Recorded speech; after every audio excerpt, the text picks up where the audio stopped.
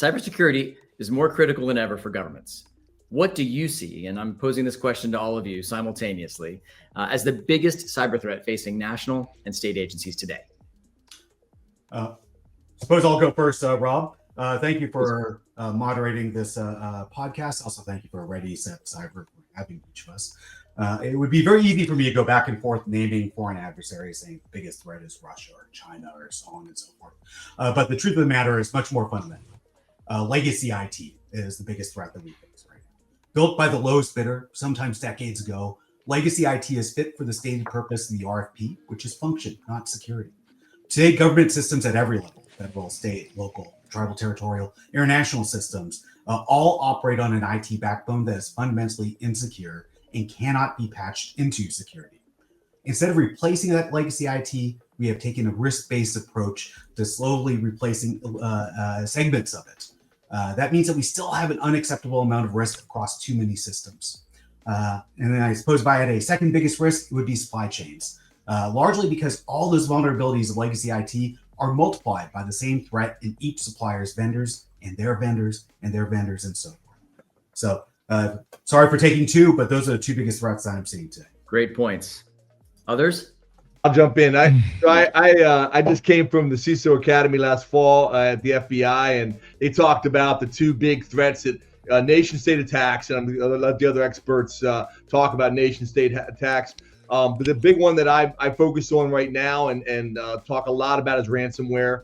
It continues to evolve. It continues to be a threat that is growing. I just came out with a blog this last weekend that talked about how from BlackFog actually, but their annual report said the numbers, biggest ever in 2024 and continuing to go up in the beginning of 2025. So we can go through the data, we can go through statistics with that, but it's hitting local and state governments, it's hitting utilities, it's hitting water supply, it's hitting small and large companies, and it's continuing to evolve. And it's not your mother's or father's ransomware anymore. A lot of times they're not even encrypting data, they're just going right after the exfiltration, and they're going straight after the extortion of the organization. So I would say what's hitting people out, maybe outside the Beltway around the country, and I can't argue with Phil's and other comments around other, supply chain and those, but I would say ransomware is a huge threat, certainly hitting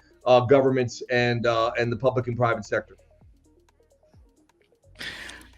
Yeah, one thing I'll even add to that, piggybacking off what Dan just mentioned, as we talk about ransomware, but also with ransomware being enhanced with the use of AI tools and different technologies, it is becoming, not becoming, I believe it already is a big concern for if you look at different universities, especially hospitals. I think hospitals are hit quite hard, and because they always kind of left to that situation where, especially I think with hospitals is very unique, where a lot of times they're dealing with life and death situations, so they don't really have a lot of time to be kind of going back and forth to say should we pay or not, because when you do pay, you kind of leaving that door open for another attacker to do the same thing and then kind of raising those stakes. But it's having that, trying to protect yourself, protecting your networks against these, I would say, more enhanced ransomware attacks, because it